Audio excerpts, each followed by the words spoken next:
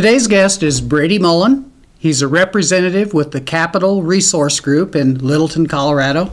Stick around to the end of this video because at the end we're going to show you how to subscribe to our newsletter. You can download some free guides and you can win books about exit planning. Thank you to Zarlingo Robb, CPAs and Business Advisors in Wheat Ridge, Colorado for providing a location for us to film this episode. At Zarlingo Robb, they think like business owners. For more information about Zarlingo Robb, please click their link in our website show notes. Hi, I'm Norman A. Hood, financial advisor and host of the Exit Plan Show. I interview America's top advisors, like today's guest, Brady Mullen, to help business owners like you enjoy more personal freedom, grow your company a little faster, and retire someday on your own terms.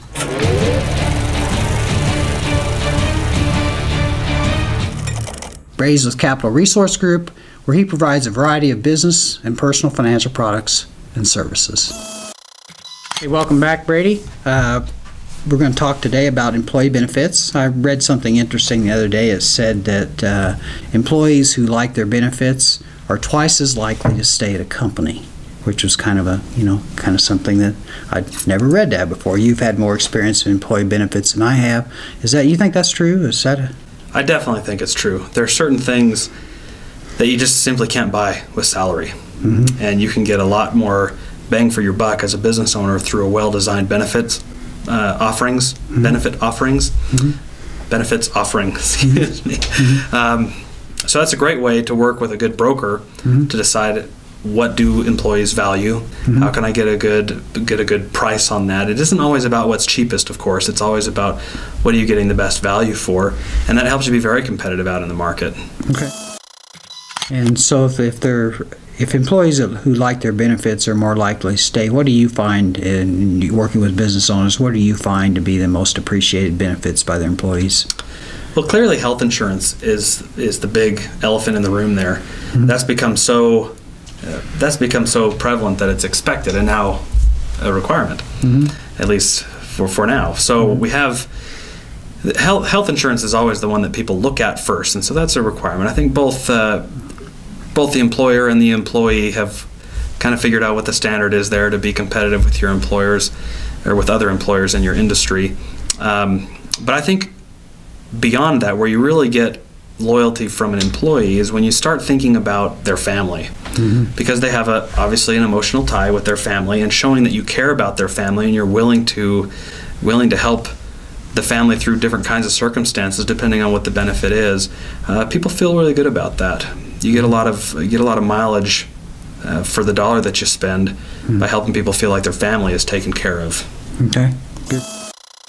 So that's the most appreciated. What do you think is the most overlooked? I think disability is probably the most overlooked mm-hmm. type of insurance altogether, whether it's mm-hmm. an employee benefit or not. Mm-hmm. If you consider your earning potential mm-hmm. over the next, let's say you're 45 years old and you want to work another 20 years and then retire, mm-hmm. and you're making $100,000 a year, you're talking about $2 million. Mm-hmm. That doesn't include raises and increases either. Mm-hmm. If you had something worth $2 million, would you insure that? Mm-hmm.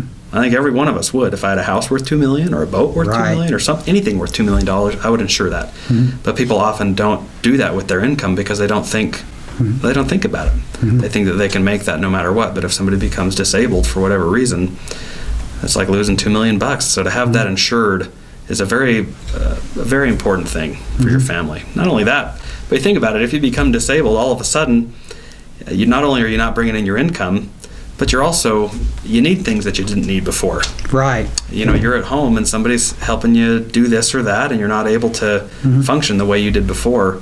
It's a very, very important insurance to have. I'd say that when you get into the workforce, if you have a family, particularly anybody that depends on you, you need to have life and disability insurance mm-hmm. because those things do happen mm-hmm. a lot more regularly than we want to admit. Yeah. And there's no telling when or how that's going to happen. But those two things are critical to the survival of your family in a mm-hmm. financial sense. Of mm-hmm. course, those things, mm-hmm. like we said earlier, no insurance can undo mm-hmm. what's happened. Mm-hmm. But I don't want my wife to raise my kids without me, or while she's also feeding me or whatever I need if I'm disabled mm-hmm. without my income, unless there's some financial way to protect against that, which there is. Yeah. You know, somebody once explained that to me, like if you had a goose that laid golden eggs, would you insure the egg or would you insure the goose? And the point is that most of us insure the eggs. We insure what the goose produces. We insure our car, we insure our house, but we forget to insure the goose, which is where all those things come from. Exactly. And that's what disability income does. It really protects. I couldn't have said it better. Okay, good. I didn't say it better. You did. Last thing, employee benefits are very expensive, especially health insurance.